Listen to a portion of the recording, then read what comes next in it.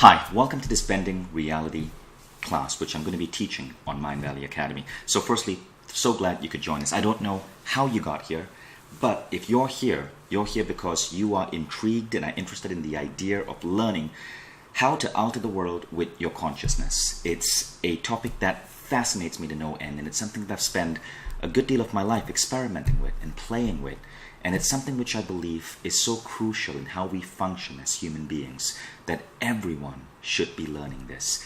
Now, maybe you've read books on the law of attraction, or you've heard of ideas such as thoughts create things, and that's good. Then you are already a little bit above and ahead of most people. But what we're going to do here is go really deep.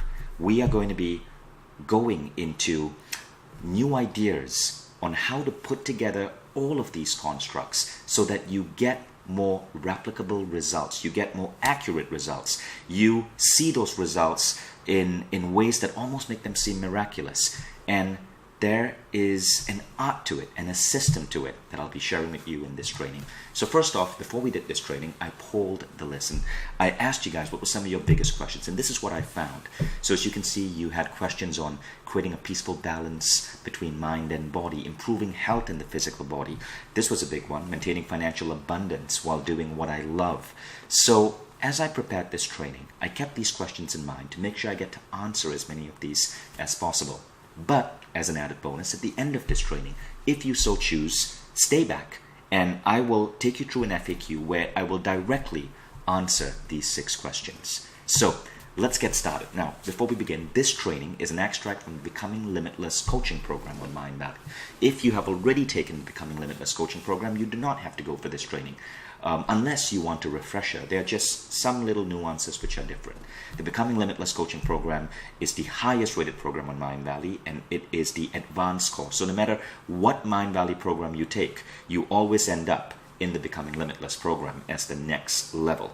And that's what it looks like. It's the highest rated program in Mind Valley. If you're familiar with NPS scoring, this program gets a whopping 78 on a scale of -100 to 100, which puts it at a higher quality score than even devices such as the iPhone, which is incredible for an online learning program. And that is because of the value and the wisdom and the ideas and the practices which are contained in this really comprehensive training on how to be sort of a ninja at the art of bending reality.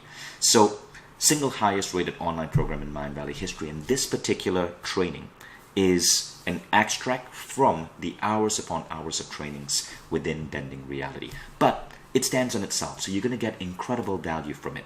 So here's what we're going to be covering. First, we're going to talk about different levels of awareness in terms of who you are as a human being and a soul and a spiritual being, and to identify where you are in your level of awareness. Because you see, this is the trick. How you bend reality is different based on your level of awareness. So depending on your level of awareness, you will learn a different tool. And then of course, we're going to go into those tools. So you will learn these tools. You will learn tools that you can recommend and use with friends depending on their level of awareness. And you will learn how to ascend up on the awareness scale so you grow in your awareness. And as you grow, what you want to do in the world, how you want to create in the world, and your accuracy rate, for lack of a better word, of making these things come to you increases as well. So first, a little bit about myself. That's me. I'm the kid in blue. That's me with my cousins and my mom in Malaysia. My mom was a school teacher. And given where I grew up in Kuala Lumpur, Malaysia, I shouldn't be where I am today. I mean, the probability of that is so low. Yet I've been blessed to have a lot of up and downs in my life, but also really remarkable successes despite the odds. And I always credit it. When people ask me how I do it, I don't think it's intellect. I don't think it's money. It is luck, but it's luck that I control. And it's because for a long time I've been obsessed with studying how my mind seems to be able to manipulate reality to get me to where I want to go. So my journey started in about 2002. So I'd been just out of college at the University of Michigan. And 3 years out of college, this was my track record. I'd been fired twice. I'd lost 2 startups that I'd attempted to start, and I was $30,000 in my hole. So I found myself in San Francisco, and my timing, once again, couldn't have been worse. I moved to San Francisco in April 2001, just as the dot-com bubble had gone poof. 14,000 people lost their jobs that month. I remember reading in the news. And it was a terrible environment to be in. And worse, a few months later, September 11 hit and the economy went into recession. So I remember I was so broke, I was renting a couch from a Berkeley college student. I couldn't afford rent for an actual apartment, so I rented a couch, a 2-seater couch, so my legs hung off at the end. And I'm grateful for that college student renting me his least favorite piece of furniture, but on that couch was everything I had. And I was desperate, and I was trying to just get a job. And I sent my resume out to everyone I could on Craigslist, but no one was hiring. Months later, continuing to do this mind-numbing task, I finally got an offer. I got an offer at a dialing for dollars job where I had to pick up the phone and sell software to attorneys. And the economy was so bad, if you did not close a sale, you did not get paid. So people were going back with no salary that month. Now, I was faced with a challenge. There were no other jobs out there. This was the only job I could get. I had to figure out how to make it work. I had no experience talking to lawyers or even in sales or marketing. So I can't remember what happened, but I knew I was depressed and desperate. And I got online and I started Googling. I can't remember what I Googled. Maybe it was for hope. Maybe it was success. Maybe it was, why does life suck so bad? But I found an answer. It was a meditation class. I flew to LA. I took the class. I was the only person who showed up at that class. And I took it and I came back and I thought, hey, I'm going to try these tactics at work. Now, the first tactic was interesting. It was an intuition. And so we had this ritual. We'd go to the San Francisco Public Library, check out the yellow pages. My territory was San Antonio, so I would check out the San Antonio yellow pages, flip to the section on attorneys, and then I would call every lawyer from A to Z, one by one, hoping that one of them was nice enough to give me some time on the phone. And it was a mind-numbing task. But after I took this class, I realized maybe there's a better way to do that. So I used a technique I learned. I ran my finger down the phone book, and I would go within, meditate, and listen for an impulse. And right here in my heart area, I would certainly feel an impulse on certain lawyers, and I would call them. And overnight, I doubled my sales. And so I found this fascinating, but I assumed it was just a coincidence. So I tried to do more. I studied more books. I went for more classes. I started learning more about the mind. And I learned another tactic. So now, before calling the lawyer, I would go into my alpha, or meditative state of mind. I visualized the lawyer in front of me. I would set an intention that the deal would close only if it was for the best interests of everyone concerned. And I would say a blessing, express compassion and love to the attorney, and that was that. Now, when I did that, my sales doubled again. And now I knew it wasn't a coincidence. In 4 months, I got promoted 3 times. They shipped me out to New York and asked me to start their New York office. So I played around in New York for a while, working for the same company. I'd become director of sales. I was only 26 years old. But after a while, something else happened. I got so in tune with my intuition that it would guide me. And I got a guidance to quit. It was this strong yet scary feeling. But I knew I had to quit. So I quit and I decided to start my own business. And I was thinking about what to do. Again, I got a guidance. Teach the mind. Teach aspects of the human mind. So I thought, well, why don't I start an e-commerce company on meditation? And that's how Mind Valley was started. Started in 2003 in New York in that apartment in Times Square. Before I moved in, it was a Thai massage parlor right there. And we all know what Thai massage parlor is code word for in Times Square. So it was a really shabby apartment. That's me. You could see I could barely afford pants. The chair, the desk were actually salvaged from the street. When I started out, didn't have much money. Yet, as I started doing this, the beautiful thing was I got to learn from many of the authors I was building websites for. That was what I was doing initially, building websites. And as I learned from them, plus I got trained as a meditation instructor. I started teaching. I trained thousands of people in New York. I got better and better at understanding what was going on in my head. And being an engineer, my degree was computer engineering, I decided to codify it, to turn it into a code that anyone could use. So I would put myself through all these incredible experiences. I would put myself in chambers, meditate for 7 days with my brain hooked up to machines, and I would learn stuff, and I would update the code. I got invited to share the stage with the Dalai Lama in Calgary at one point, and it was such an honor, and I learned from being on that stage, being with those incredible people. I got to spend time with Richard Branson, and I learned from him and other legends on the world stage today. And with that again, I updated the code.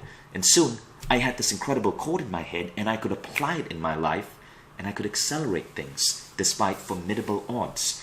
To show you, let me share with you some interesting pictures of just what I went through. When I first started out, that was me, right? I was embarrassed that I was the only employee in my company, so on our About Us page, I listed my dog Ozzy, just so we would look a little bit bigger. But very shortly, we went from there to this, to a company with 200 employees, with people all around the world taking part in competitions to get a job at Mindvalley because we've been deemed one of the best private companies to work for. That was one of our first offices. You can see how shabby it is. That is one of my 5 offices right now. That's just a meeting room. And we've won awards such as Inc. magazine, top 10 world's coolest workplaces. Not bad given where I came from.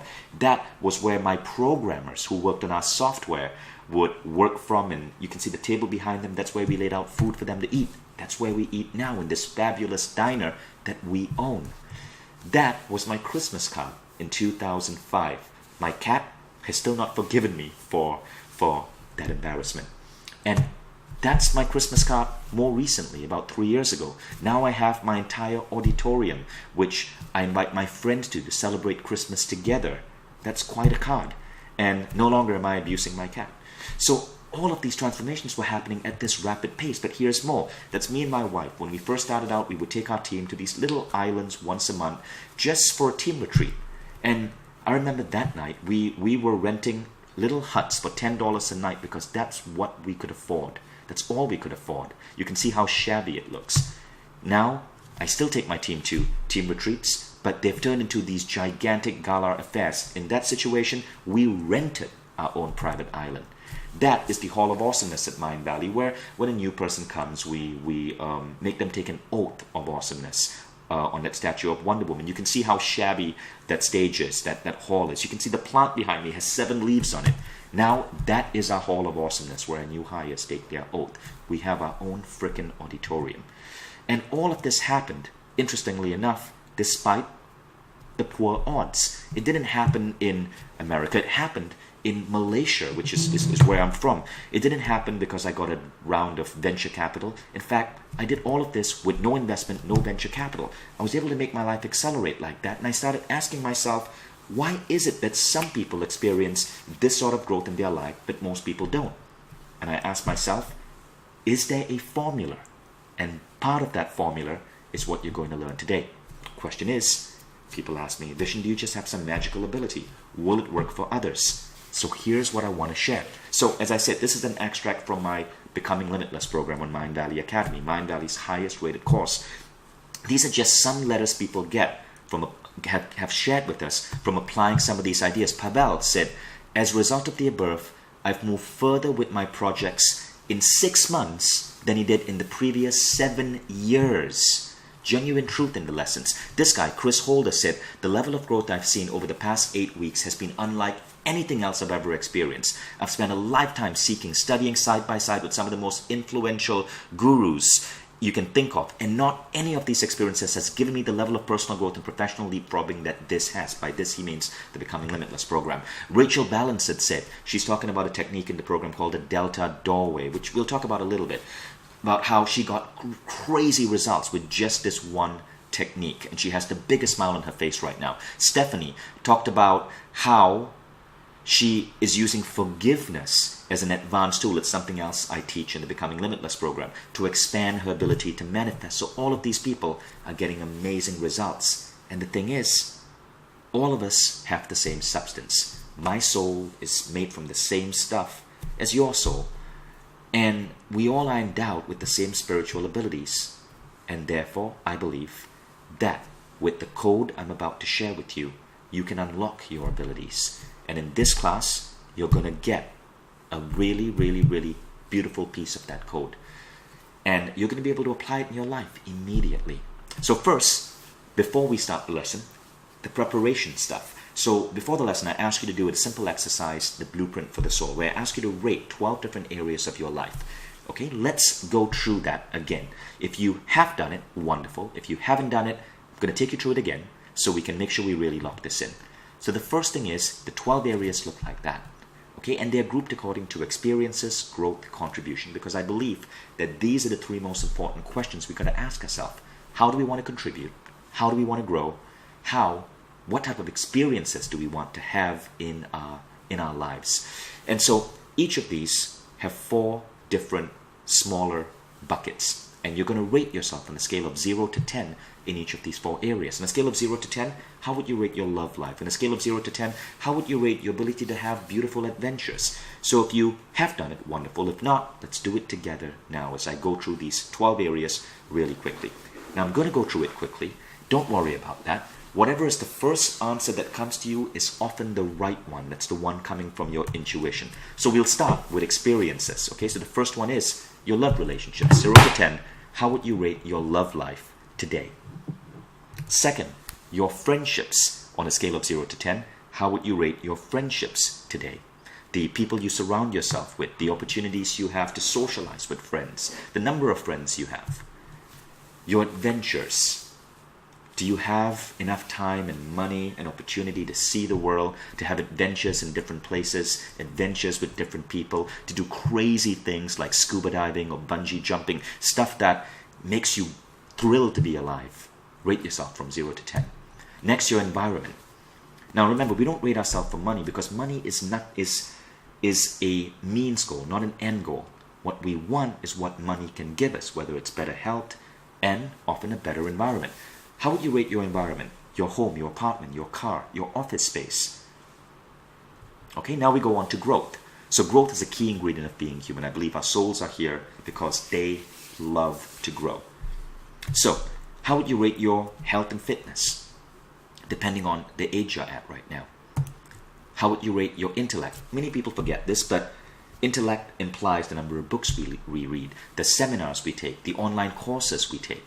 Are you growing in terms of this? How would you rate your spiritual life? How often you meditate? What spiritual abilities you're opening up to? Whether it's the ability to bend reality or harness your intuition or practice tactics such as the Delta Doorway, which you learn about. Your skills. And these are not skills that you need to do to get that promotion. But remember, we're only referring to end goals. So skills that you want to learn for the sake of learning them itself, because the skill itself excites you. Maybe playing the piano, maybe public speaking. Contribution. Okay, now we go on to the 4 elements of contribution, starting with your career. Your career is a great way you contribute. Are you in a career where you're contributing to the world or where you're taking away from the world? Are you working for a Humanity Plus company, one that's pushing the human race forward, or a Humanity Minus company, one that's marketing, I don't know, crap, high fructose corn syrup, contributing to the obesity epidemic? I'm not trying to be harsh. I'm trying to be realistic. How would you rate your contribution to the world in terms of your career? Then your creative life. Do you have enough time to create? That's a beautiful way people contribute to the world. To write, to paint, to make music. Your family life. Time with family.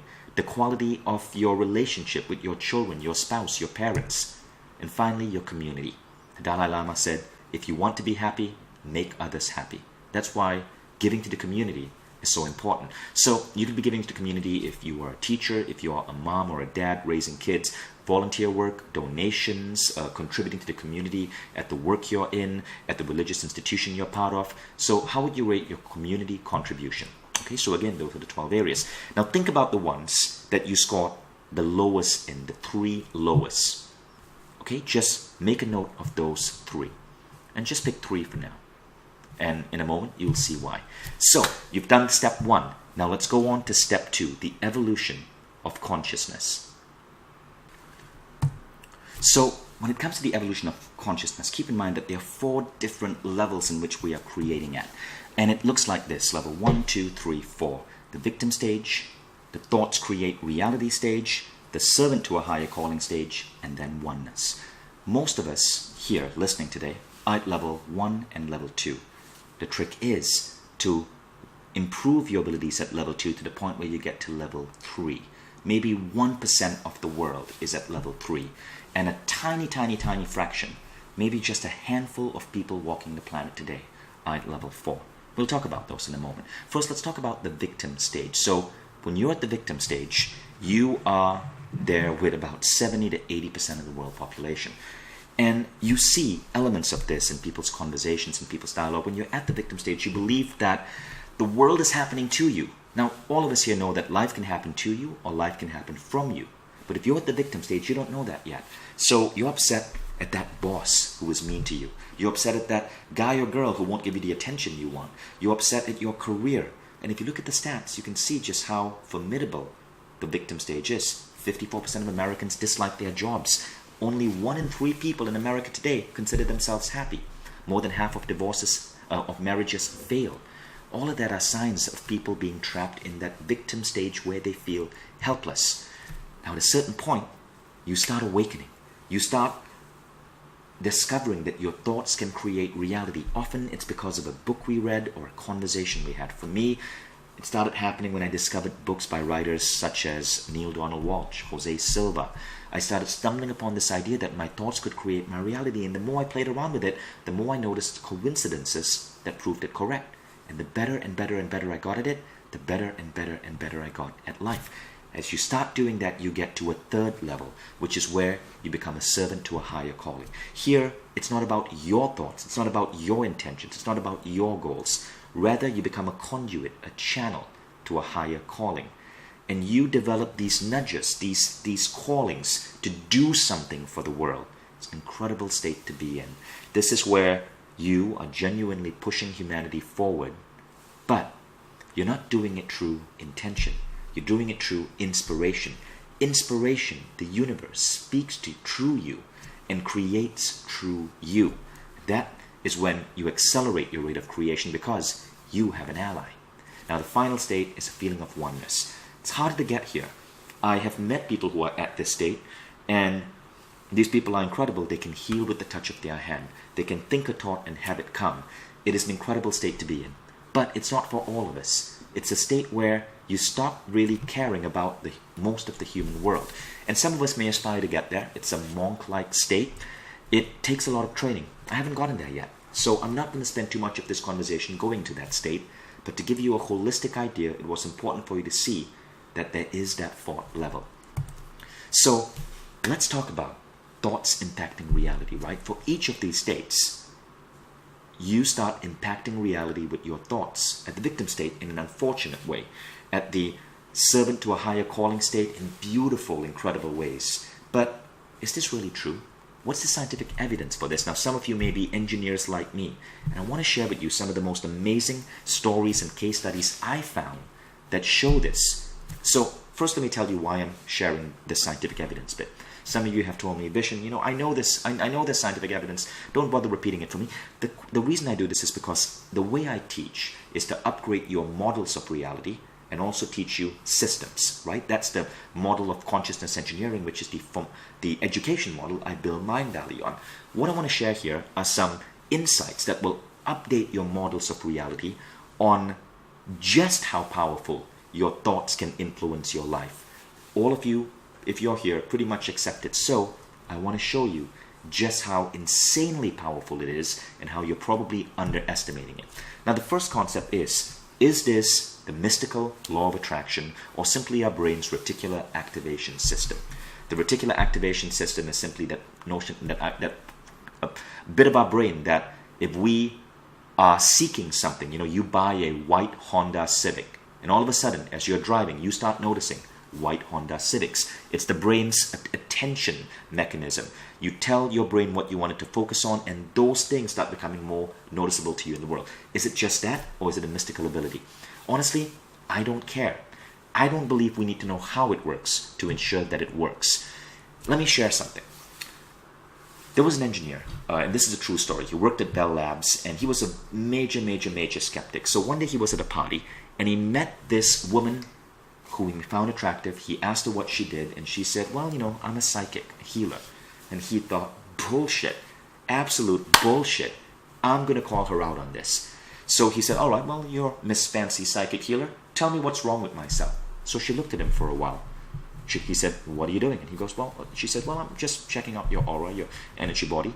Then she moved her hand around his body and then stopped just under his armpit and said, you have an armpit rash. You really should look at that and have that dealt with.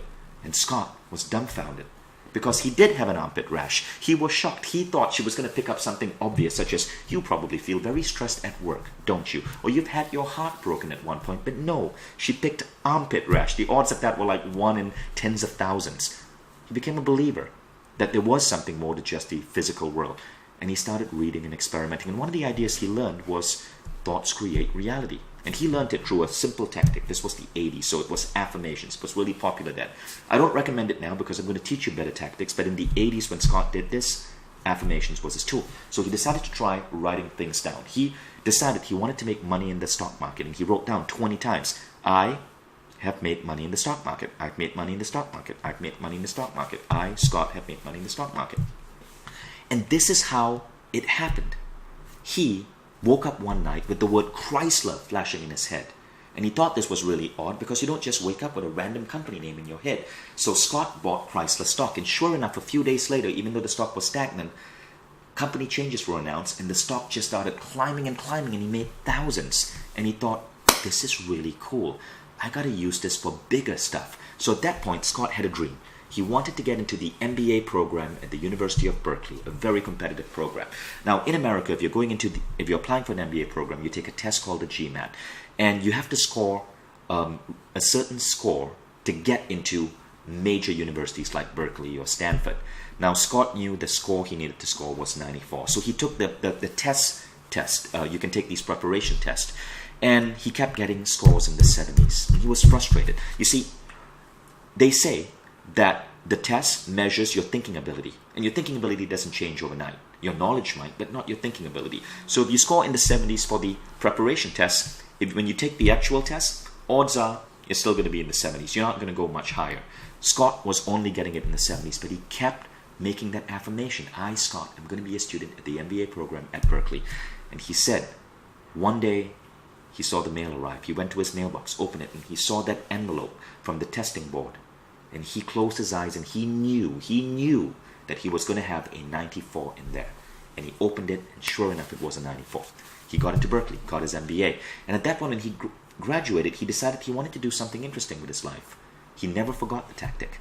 He decided he wanted to be a syndicated cartoonist. He did the math. The odds of becoming a successful syndicated cartoonist are 1 in 10,000.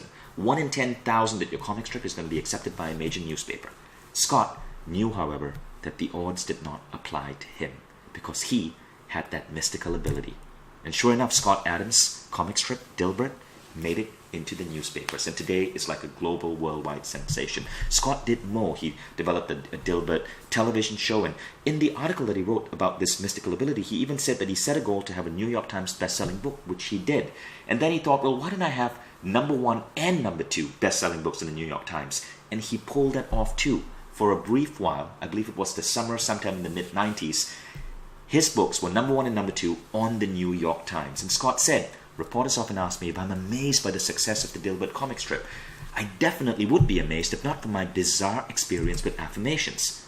That is one of the most amazing stories I read. And when I read that story, it created a new model in my head that this is the most incredible productivity hack, the most incredible determinant of our success. We all ought to be doing this. Now, there's more. Do you know that with your thoughts, just thinking about someone right now, you are influencing them physically, and science has proven this. It's called the William Broad experiment. So William Broad did an experiment. He's a scientist. He took hundreds of people, divided them into 2 groups, senders and receivers. They were in different rooms. The receivers were hooked up to 19 different instruments that measured neurological response, and the senders were paired up to receivers. At certain points, say 1:53 p.m., Broad would signal the senders to think about the receivers. And at those precise moments, 1:53 p.m., the neurological machines that were measuring the receivers would show changes. There would be more, their brain waves would slow down. Their heart might show a healthier beat. They were actually showing physical changes in their body when the senders were thinking of them. Isn't that incredible? And it shows you just how powerful your thoughts are about your loved ones. Then there's this amazing book by Robert Lanza, who was voted one of the top 100 most influential scientists in the world by Time magazine. It's called Biocentrism, and Robert Lanza put forth a theory that consciousness shapes the universe. And I believe this is true, but it's not just shaping the universe in the larger sense. Consciousness, when you learn to use it, can dramatically shape your life right now. So let's just pretend that reality is an illusion. We don't know for sure, right? I mean, even the word illusion has so many different meanings for it. But let's pretend reality is an illusion. Now, whether this is true or not does not really matter. My acceptance of this model has given me the confidence to pursue seemingly impossible goals. And odds are it's going to be the same for you. See, if you can accept any model of reality, why not choose one that suggests you can literally bend reality with your mind? And that is what we're going to be exploring right now. So, pretending it's true will bring you immense benefits. And I want you to, as you go through this, just pretend that you have this ability. And as you start pretending, it starts becoming truer and truer for you, which then reinforces your belief in it. But remember, the process must align with what level you're in. Otherwise, you could be setting yourself up for failure. But also know that you can ascend the levels. As you practice, you go from level 1 to 2 to 3. Maybe one of you might even hit level 4. So, let's talk about the process in each level. Now, level 1 is emerging from the victim state. So, when you're in the victim state, what you want to do is get out of it. Now, most of you are not at level 1. Most of you are at level 2. If you're at the victim stage, you may not want to attend a class like this. It just wouldn't appeal to you. You might scoff at the entire idea. So I know most of you are at level 2 or early level 2, but there are some of you who might be at level 1. If you are at level 1 or you know someone that is, this is how you can get them to emerge. First, they have to understand that their beliefs determine their reality. So here's what's going on, right? Don't be deluded into thinking, well, I know my goals in life. I have written these goals down. I'm consciously creating my life. In reality, there's a big difference between what you know you believe and what you don't know you believe. You see, your beliefs are what are creating your reality, not your thoughts. Thoughts do not create your reality. Your beliefs create your reality. When you learn this distinction, you understand why sometimes you win, sometimes you fail. But the thing about beliefs are, most of our beliefs are subconscious. We don't know we have them. So here's an example of how it works. A man or a woman, I'm just going to pick a woman for this example, as a baby girl, has a father who is abusive, very stern, a bit of a disciplinarian, and she grows up with a belief that she's not good enough, that men can be abusive, that men will force her to do things she doesn't want to do. And so the belief becomes so deeply set in her that even as an adult, when she's on a date, her thoughts are governed by that belief. Her date may do something and she picks up on the thing he did that makes her feel that she's being controlled or forced, or the thing he did that makes her feel that he's being too uncaring or abusive or stern. And it causes drama in her entire dating life. She could be with a boss who's a male, and maybe he's just being a boss, but she perceives him as being too aggressive because she has that inner belief. So your beliefs, sometimes you don't know you have them, but they govern your thoughts because our thoughts come from our beliefs. So when you're in the victim stage, or even in early levels of level 2, it's very important to be aware of our beliefs, to use models to remove the beliefs. Now, those of you who are on the full program, Becoming Limitless, you're already learning those models and you are swapping in and out, swapping out your bad beliefs and swapping in good beliefs. But all of us need to be aware of this and how we can alter our beliefs. So you want to embrace focused, directed thought over unconscious creation. Unconscious creation comes from the unconscious beliefs that we have. Always embrace focused, directed thought. So here's a daily tool, right? If you're at level 1, or if you know someone who is, the daily tool is a really beautiful concept called segment intending. And it works like this. It comes from Esther Hicks, from the Abraham Hicks books. And it works like this. You ask yourself, wouldn't it be nice? Before starting your day, you go, wouldn't it be nice if I had a wonderful commute? Wouldn't it be nice if my lunch appointment today with my co-workers was so enlightening and we had such incredible discussions? Wouldn't it be nice if I got home from work on time? Wouldn't it be nice if I finished that project on time? Now notice, Abraham Hicks says, you say, wouldn't it be nice, rather than, I will have an incredible lunch. Because for many people who are just playing around with this, making a declaration, I will, even an affirmation, is still too much, because they are still in that victim mentality. They don't yet fully understand how powerful their thoughts can be, and they are still harboring preset negative beliefs that they need to clear. So this is a really beautiful introductory stepping stone. Wouldn't it be nice? So you can do the segment intending. I still do it every day because it's a beautiful exercise. You can do it as an individual session during daily commute or meditation, or do it with the 6 phase. So if you practice my 6 phase meditation, visualizing your perfect day, you can apply segment intending to that section. It's phase 5. Now, of course, let's talk to those of you at level 2, which is the majority of you, the culture hacker. Now, we call level 2, I sometimes call it the culture hacker, because you're questioning traditional culture of the way life should be, traditional dogma, traditional ideas of career, and you're setting new intentions for yourself. You're hacking the rules of the culturescape. So at level 2, the most important thing for you to know is that you must know what you want. Your work, according to Hicks, is to simply determine what you want.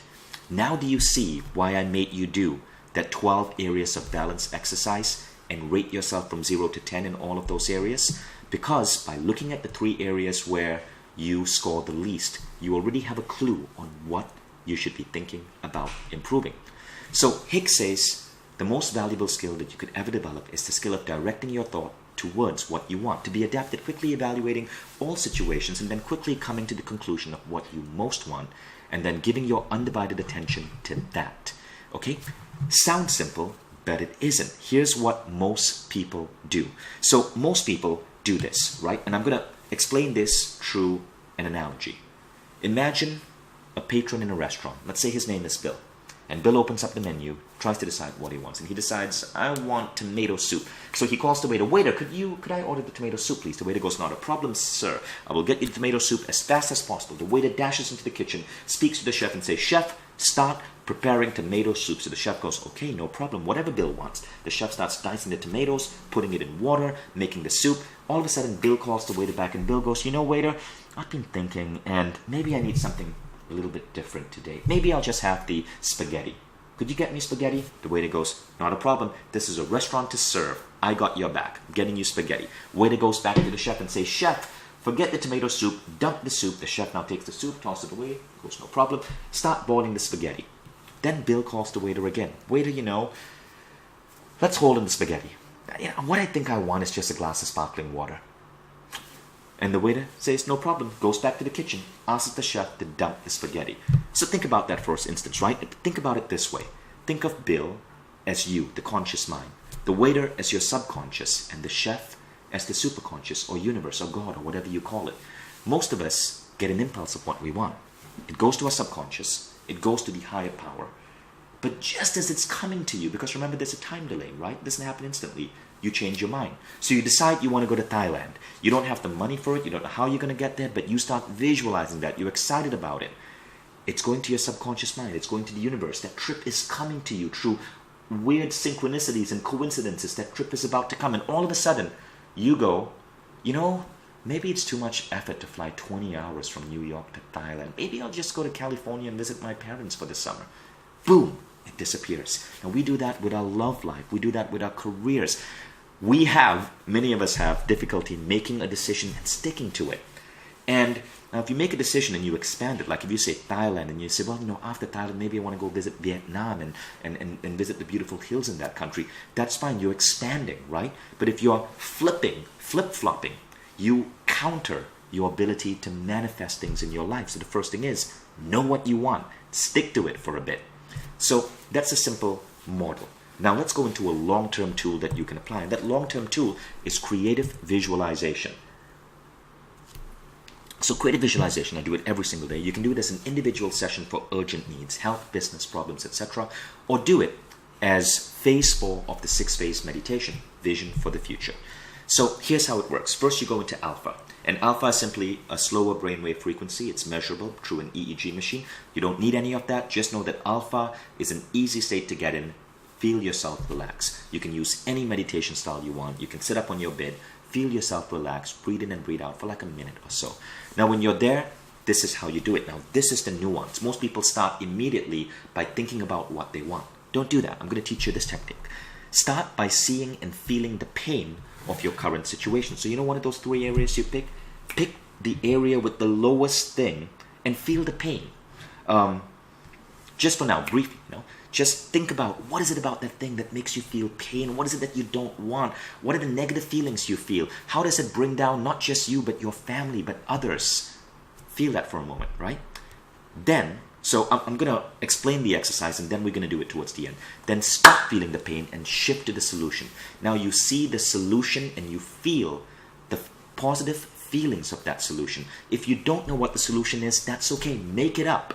You don't have to exactly know who that man or woman of your dreams is. See yourself on a beautiful date with a man or woman of your dreams, but you can see that face covered up. It doesn't really matter. But feel the solution. So you start with pain. You spend like a minute or so seeing, knowing what you don't want, feeling the pain. Then you see the solution. Now the reason is that I believe by seeing the pain and feeling it, you create more, you give yourself more juice for the positive emotions, for the solution. And those positive emotions are what are really important. We'll be going deeper into that in a moment.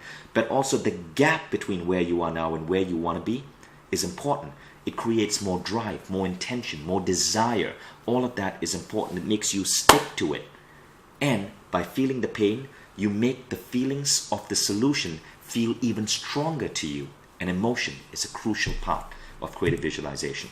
So many of you ask, how can we do this for healing? Well, let me teach you the healing technique.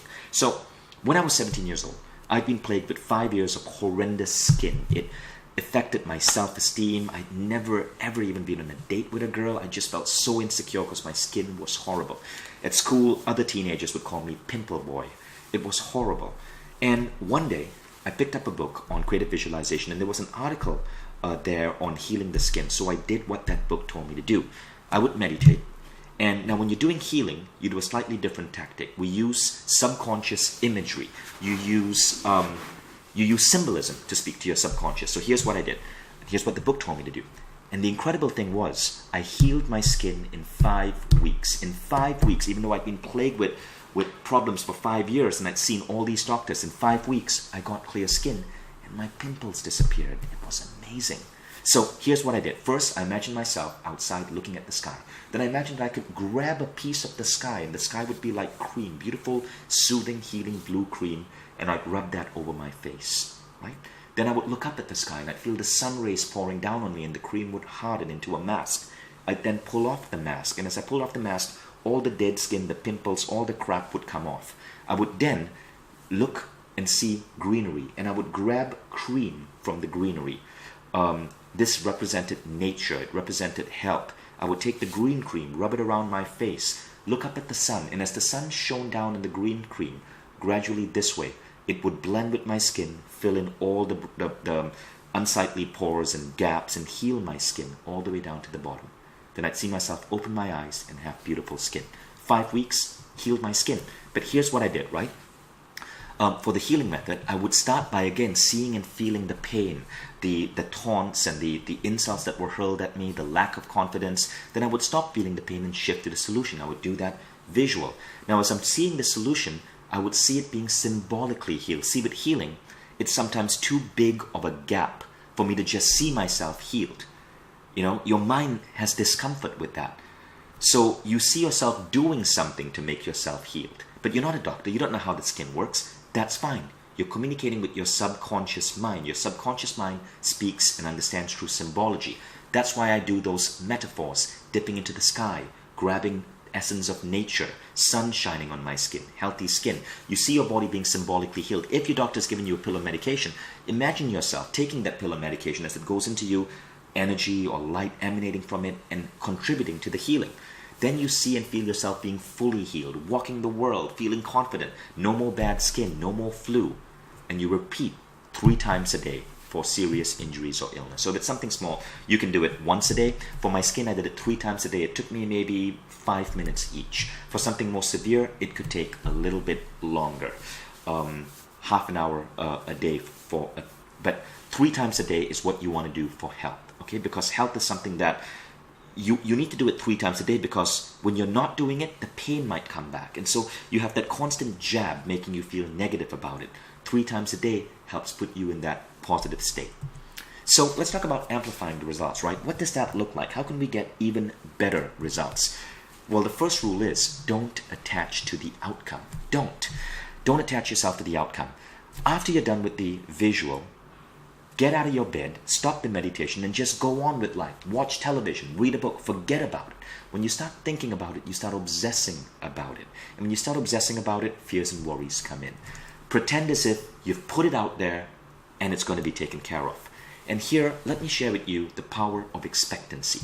Imagine a friend borrowed money from you, and he promised to pay you back in 7 days. But 7 days come and go, and he's nowhere in sight. You can't get him to pick up the phone or respond to email. You're frustrated. Several weeks go by, still no word from him. You're even more frustrated.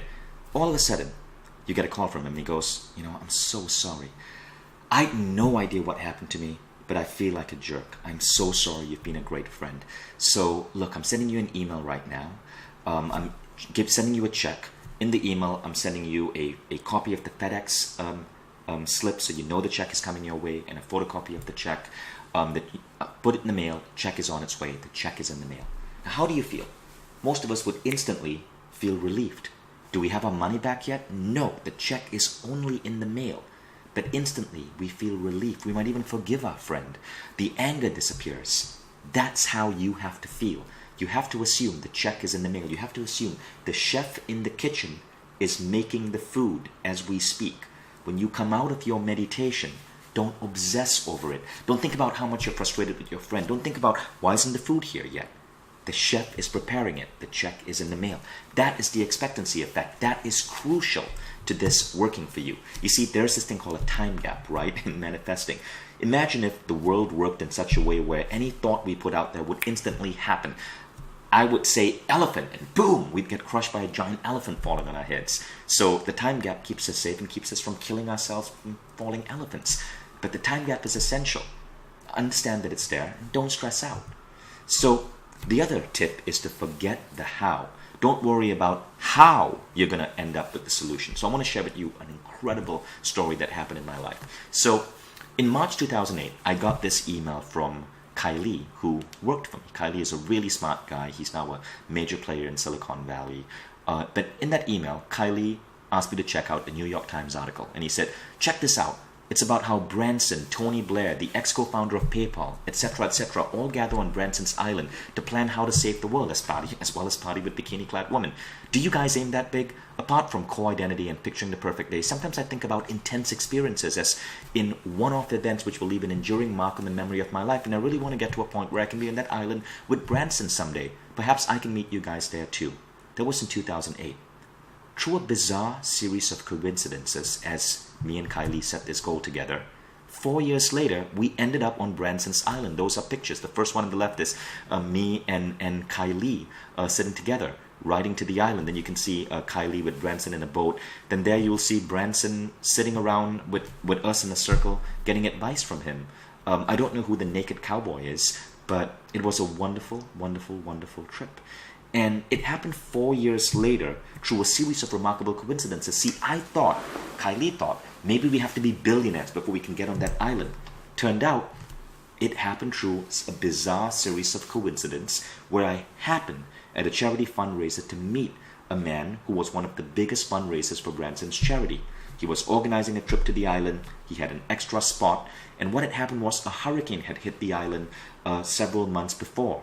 And so because of that, the regular hotel that was on the island was destroyed, and normally it's really expensive to stay on the island, but because the regular hotel had been destroyed, they were allowing people who were planning for this trip, who had selected for this trip, to stay at cheaper accommodations on little boats just moored off the shore. Kylie and I at that time couldn't afford the regular hotel, but we could afford the cheaper boat.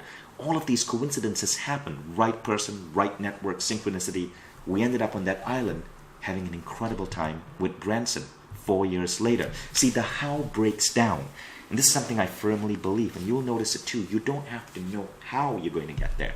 You just have to know what you want. And the universe will find the best way to bring it to you. Now with that, we come to level 3, where you become a servant to a higher calling. So, as you start practicing this, you start getting bored at just creating these wonderful things in your life. At a certain point, you have enough money, you have love, you have those kids you've always wanted, you have that nice home.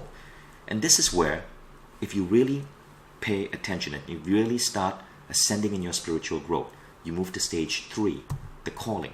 This is where intention isn't how you create.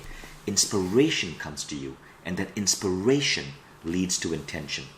The universe, or life force, or whatever you want to call it, speaks to you. It's as if it chooses you to do something in the world. I've had times in my life when I tried to steer away from personal growth, start a technology company, do this, and something would happen and those things would disappear from my life, sometimes even in a nasty way, and I'd get steered back to what I believe was my calling. And I would succeed even greater at my calling at that point. And that's when you could say one is leading a mission-oriented life. But many people who are there, it's because they've learned to get there by paying attention and discovering their calling. When you get there, life looks like this. It's perpetually growing. And sometimes you have little downs. We call those dips. But those dips are nothing more than auto-correction mechanisms. I had a dip when I almost lost my company. We were almost going for bankruptcy. But that dip forced me to make changes in my life that led to incredible growth. I had another dip where another company I was starting on the side to Mind Valley collapsed. But that dip made me realize how important Mind Valley was for me and to the world, and to dedicate even more time to it. And I got better results, and I was so much happier. We have dips when someone breaks our heart, and then we meet someone better. We have dips when an injury puts us in hospital, but we learn to appreciate our body better. Those are not random events, see. When you get to level 3, that's the universe speaking to you, nudging you. Sometimes you learn because you're listening, so you get the insight. Some of us are too stubborn to actually listen. And then the universe is like, all right, I'm going to have to make you break a leg so you end up in hospital, so you start taking better care of your body. But when you learn this tool, you stop having dips because you are so in tune, you just get insight after insight after insight. And that's where you want to be. As if those of you who have taken the Becoming Limitless course, you already know I teach you how to get there. That's a whole other training. So that's the auto-correction mechanism, right? Now, because I really wanted to deliver value, I want to go a little bit deeper and teach you an advanced training, because I know many of you are thinking about this. So we've spoken about creative visualization. We've spoken about how you can do this as phase 4 of the 6-phase meditation, how you can do it as its own exercise. But how do you see the end result? How do you see the end result so that you don't have to worry about the outcome, and so that you are moving yourself more towards level 3, more towards inspiration, more towards what the universe knows is right for you, rather than what you think is right for you? Well, here's how you do it, right? So we've spoken about this process. See and feel the pain, stop feeling the pain and shift to the solution, see and feel the solution.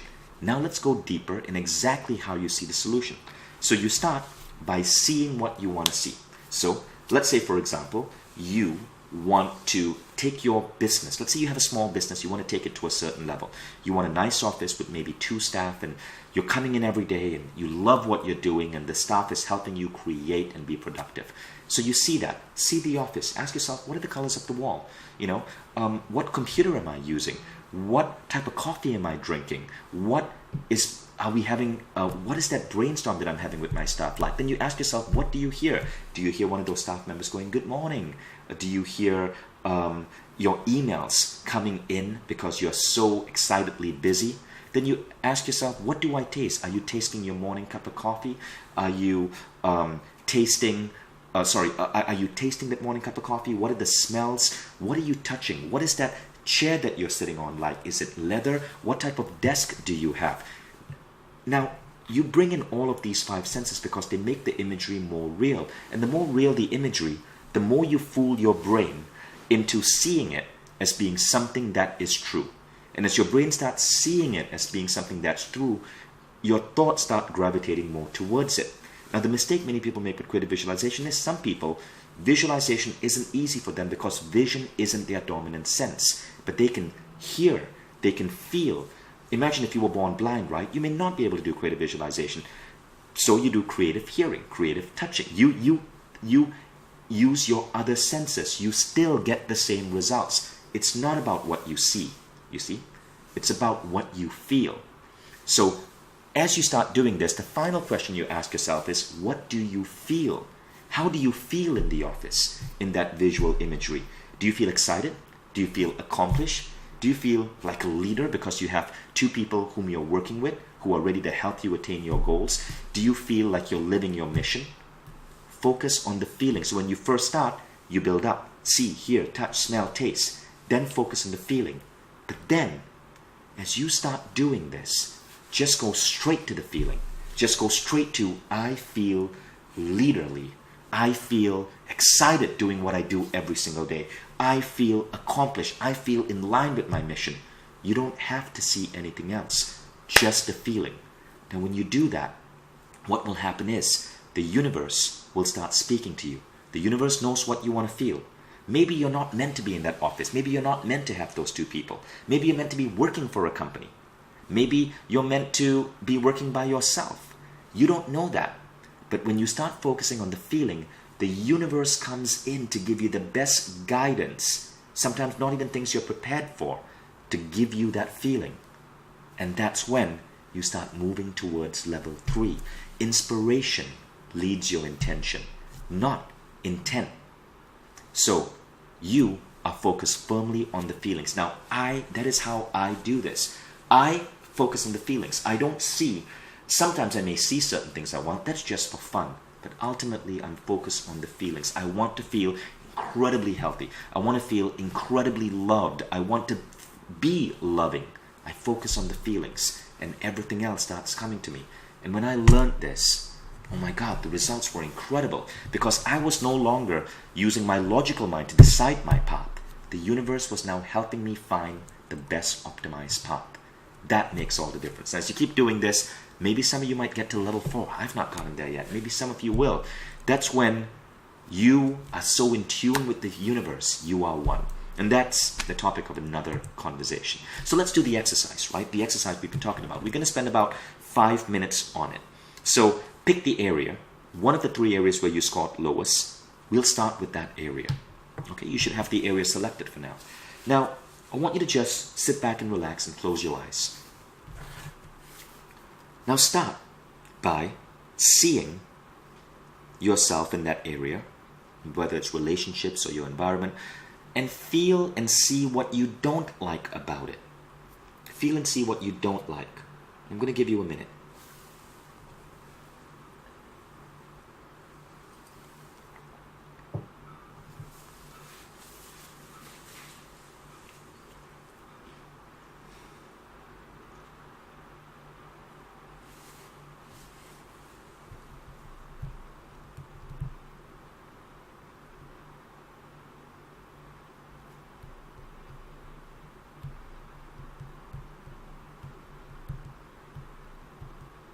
Okay, now we're going to shift gears. Now you know what you don't want about it. What is it that you do want? Since we're doing this for the first time, we'll take it through the initial first steps. See what you think might be a good solution or a possible solution. If you don't know it's the best solution, don't worry. Make something up. See. So now you're using visuals, right? See the solution. Now, if you were in that solution, if you were in that scene where the solution was happening, in addition to what you're seeing, what do you hear? What are the sounds you hear? Play with that for a moment. What do you see? What do you hear?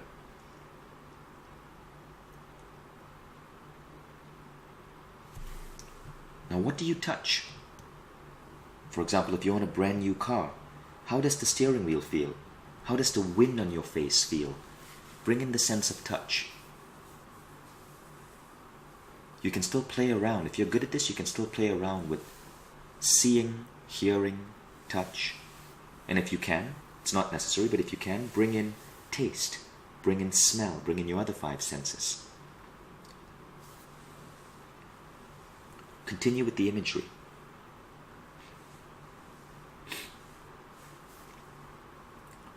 Esther Hicks, in her amazing books by Abraham Hicks, says that to start the manifesting process, you just have to stay focused on the imagery for 17 seconds. Okay, so we're going to do that quick 17 seconds starting now. What do you see? What do you feel? What do you sense yourself hearing, touching,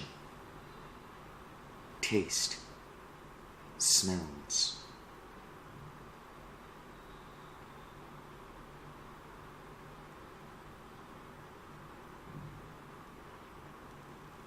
17 seconds are up.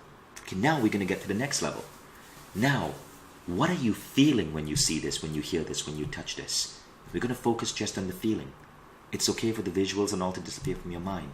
I want you to just imagine the feeling. Feel the feeling. Do you feel sexy? Do you feel accomplished? Do you feel loved? Do you feel like you're contributing? Do you feel joyful? What are those feelings? There could be multiple feelings associated with it. It might be a feeling that there isn't even a name for it in the English language yet. And in 17 seconds, we're going to focus on that feeling. Start.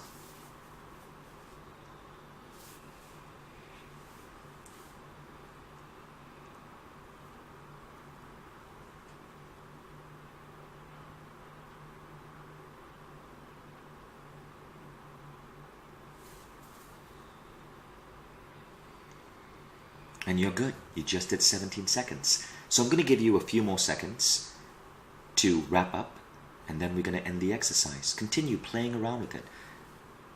Play around with the feeling. Remember, the feeling is what is really important. Now you want to be doing this exercise maybe once a day. And you could pick a different item every day. It is a myth that you need to visualize the same thing every day. Unless it's a health problem, if you visualize it once and it feels good, you don't have to do it again. Unless you stop feeling so sure of it, the expectancy effect goes down, then do it again. For many big goals, I visualize it maybe once every 2 weeks. That's all. And when you're ready, open your eyes. So welcome back. So thank you for that. We are now going to have a little bit of the FAQ. I'm going to answer a couple of questions. I'm going to tell you about the Becoming Limitless course. I'm going to show you like some other techniques. We won't have time to go deep into them, but some other techniques that go way, way, way deeper. So the program that you just experienced, the training that you experienced, is a small slice from the Becoming Limitless program, which, as I said earlier, is Mindvalley's advanced training program. It's a coaching program. When we first released it, it was about $1,000 because I was coaching people live. And we're going to make it available for you on this course at a massive, massive, massive, massive discount. And keep in mind that this is the highest rated program ever at Mindvalley. So this is an incredible thing.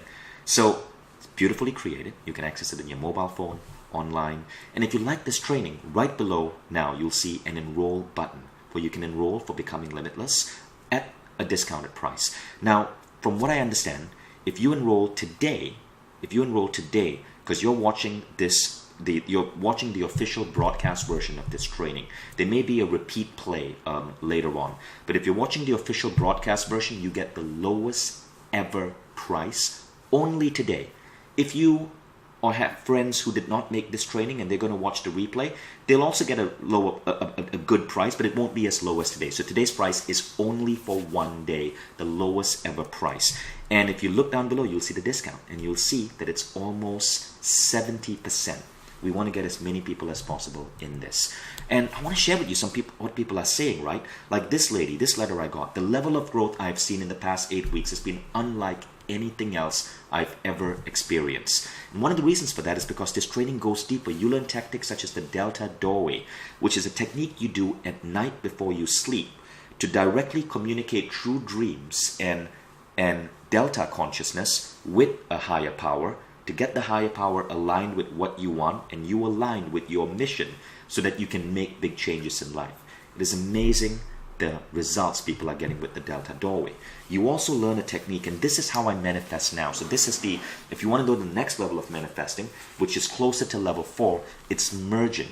It's where you bring life to your creation. You're not just feeling the feeling of how you feel, but you give a consciousness to your creation, and you get a sense of how your creation feels. That home that you're trying to visualize gets a consciousness of its own. It has feelings of its own. You're able to do this with your mind, and then you merge with the home to become one force. For a brief while, you forget who you are. You merge. I stumbled upon this tactic when I was meditating for 7 days in a chamber with my brain hooked up to machines. And since then, my life has never been the same again. It's been one of the most powerful manifesting tactics. This is really bending reality. This is the next level. So People sent me letters like this. In terms of techniques, I love Delta Doorway merging technique. I like the idea of picking your own guides. System allows me to tap into wisdom of different people to resolve my questions and challenges. That's something else. You get to tap into other consciousness, and you get downloads and insights to put you on that right path. The merging technique is ingenious. This is what someone said. To merge yourself with your vision seems to really increase the possibility of fulfilling your vision. The merging technique is a whole lot more powerful than just plain visualizing. These are, again, letters I'm getting for people. Enroll in this program, folks. It is insanely powerful. So again, stats. This is the advanced program in Mind Valley. Nothing you've studied in Mind Valley is as advanced as this. And it's not just me saying it. We do polling for all our programs. This is the highest rated program based on standard industry-wide NPS scoring, 78. The only program in Mind Valley that scores higher is Awesomeness Fest, but that's because that's a live event. That's where it's a live event and it's very hard to get into, and I'm actually there meeting people like for 12 hours a day, and it's limited. But if you're talking about an online program, this is 78. I will tell you right now, there is no better online course on the planet, I believe right now, as far as I know, that you can study to improve your work, to improve your finances. Because it's not about strategy, it's not about skill, that's the slow way of doing it. It's about being able to bend reality with the force of your mind. And that's what this program covers. This person said, it's been 9 weeks since I started. I'm able to stay in the flow state. I used the merging technique and miracles happen. I solved miracles in 2 hours. This person, Sibylla Shepherd, said, I've studied everything. This is the best investment I've made in 5 years. This person said, there is no better course out there that empowers you. Truly inspiring and mind-blowing. Aaron Machado said, I started waking up to a new understanding of reality. I've studied personal growth since I was a teenager. Mona said, after attending the program, more great things started to happen. This person used the forgiveness tactic and dramatically changed life. So we teach you how to heal different aspects of wounding that your soul goes through that messes up your ability to manifest and slows it down. So how to heal negative beliefs, how to heal things that you need to forgive, how to remove negative charges. When you do that, you clear your soul and you get to a level where the bending is just so much quicker and so much more fun. Sascha said, it is one of the best development experiences in my life, in his life. And that's really what Become Limitless is about. I think it's the coolest, most amazing program I've ever put together. And I'd love for you to try it out. And again, if you order it right now today, because you're attending this live, thank you for attending this live. Some of you are going to be hearing this as a repeat. You'll still get a discount, but we want to reward the people who were disciplined, who attended it live, who took part in this group manifesting we did, and who meditated with me together as I led you through this experience. We value that. It builds community. It's so much more fun. And as a reward, whatever price you see below, we've dropped that further. Okay? So sign up. Highest rated online program in Mind Valley history. And here's the best part. You don't have to believe me. Our customer support, as you know, is ranked top 10 on the planet by Nice Reply. And one reason is because we so believe in our programs, we let you test them out. Sign up, take this entire program, go through, you can take it for a month, right? Go through, in 1 month, you can go through the entire program, or even go through chapter 1, 2, 3, 4, 5. And if you don't like it, if you don't feel it doesn't fundamentally change your life, just ask for a full refund. Just write back to us and say, went through the entire program, it was great, but it wasn't amazing. Give me my money back. And we'll give you your money back. So you literally can take the entire program and then decide. So how about that? I so believe in this. I want to get a lot of people on this. Take the entire program and then decide. And one more thing.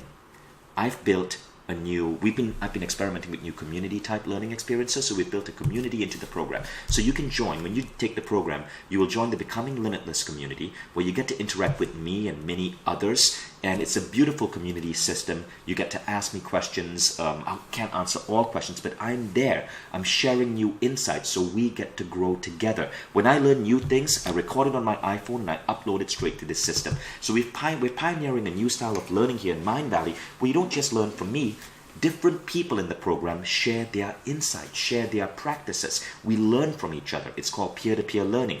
And it's perpetual learning too, because I am part of this community and I share my insights, my conversations with leaders around the world as they come along. So you continuously learn.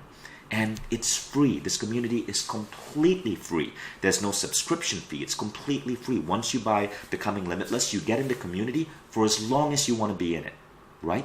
And the reason the community is so great for me is because, I do all sorts of things. When I'm writing new chapters for my book, I share it with people in the community. You get my book for free, and I love your feedback. And so all of these amazing collaboration happens. We become friends, and we learn from each other. And as I've already stated, my mission, I believe, why I'm put here, is to get these ideas out. I believe that I'm a servant to the universe, and the thing that I'm meant to serve is to get these new downloads, models of consciousness out to humanity. So I want to give you the best experience you can have. So let's go on to your biggest questions, okay? So firstly, if you're enrolling in the program, go ahead and enroll, and open up the, go ahead, click buy. There's a button below, enroll. You'll get all of this, so you aren't missing anything. And for those of you who are staying, who want to hear me answer the questions, let me just quickly go through this. So creating peaceful balance of mind. How do I search for peace within myself instead of outside myself? All right, so it's a complicated process. But to get to peace within yourself, you got to reach a state of mind that I call being unfuckwithable. And a lot of it has to do with forgiveness exercises, as well as healing wounds that you took on from childhood. In Becoming Limitless, we talk about this a lot. So you have an entire chapter, actually it's chapter 2 of Becoming Limitless, where we talk about this inner healing. It's a good question because you have to do the inner healing to be able to become a powerful manifester. Don't get me wrong, you can still manifest, but you can almost increase that 100 to 300% when you do the inner healing and you achieve inner peace. And when you do that, we answer question 2. You stop getting irritated with the small stuff. In Becoming Limitless, we talk about psychological concepts as well, such as fundamental attribution error. When you understand how your mind works, as well as you do the inner healing, small stuff doesn't rub you too big. Now, and then improving health and physical body. How can I exercise simply because I love it for its own intrinsic value, not for specific race, event, or weight loss pursuits? Well, you have to turn exercise into a habit. I'll teach you habit hacking in the Becoming Limitless program. And the other thing is, you can visualize a healthy body. So don't assume you need to exercise. Many people have the wrong concept of exercise, right? So you do not need to exercise for an hour. There are optimal exercise routines, we call them minimal effective dose, that you can do in 15 minutes that will get you better results. And they are more fun. So what happens is, you start by setting the vision for better health, visualizing yourself in radiant health. And then you let the universe guide you towards the exercise or the nutrition program that will get you there. So your problem is not, yours is a means goal problem. It's not about exercise. If you don't like it, maybe it's not for you. Exercise is just one of many different parts to health and wellness. Focus on the end goal, and there may be a better part. You may not even need to exercise much. Maybe it's just walking and healthy eating. Okay, now, number 3, maintaining financial abundance, doing what I love. Oh, important stuff, and the biggest single request we get from you guys. How can I maintain a peaceful balance between doing what I love at a low-paying job, but not making enough money? When you learn the tools I teach at Becoming Limitless, what you find is that job that you love starts expanding and making you so much money. I started teaching meditation, and my friends told me, you're not going to make any money with that.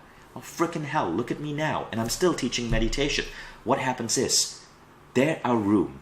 You see, it has nothing to do with the task. They are broke writers and really wealthy writers. They are broke meditation teachers and really wealthy meditation teachers. They are broke engineers and broke doctors and really wealthy engineers and doctors. It is not what you do. It is your fundamental attitude towards money.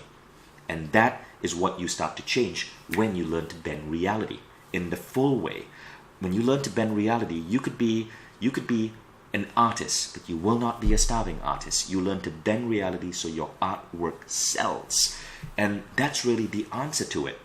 Don't buy the myth that certain jobs will not make you money and certain jobs make you money. Always go for passion. Then bend the heck out of reality to make that money come to you. And I've given you multiple ideas during this training, and if you take the full program, if you're in the full program, you already know the answer because it's there. How can I make myself happier at a job that makes me a lot of money? Same thing. Make it on your own. Start with the happier job and then bend reality to make the money come in. So I bend reality when I started my meditation business. I lost money the first month, didn't make money the second month. but it started growing and growing and growing. Opportunities, coincidences, all these beautiful synchronicities would come to my life as I got better with knowing what I want and bending reality to get there. And again, it's something that you can learn too. Third, when do I know it's time for me to quit my job so I can pursue my one true passion? Just as I did, right? So what happens is, as you start doing the 3 most important questions, creating your vision in those 12 areas, and keeping yourself open, you start getting the nudge. So you start with the vision. You don't think, oh, I want to quit my job. When do I want to quit my job? That's meaningless. Quitting your job isn't going to do anything for you. Start with the vision. Now, what will happen is, maybe something in your job changes to get you to that vision, and you no longer want to quit. Maybe a new opportunity comes up, and then you do quit. But you're quitting and you're going into a healthy opportunity. Maybe your company spins off a different business and you end up there, and that's what you need to get you to your end goal. So the question, when do I know it's time for me to quit my job, is a bullshit question, because it's a means goal. Focus on what you want. Maybe, and there might be a different part there, but it's not quitting your job. There was a time I wanted to quit because I thought that was what I needed to really make an impact in the world and create a dent in the world. It wasn't quitting, and I'm glad I didn't quit. I focused on the end result, and what I was getting out of my job shifted so I could get that end result. Okay, so thank you for tuning in.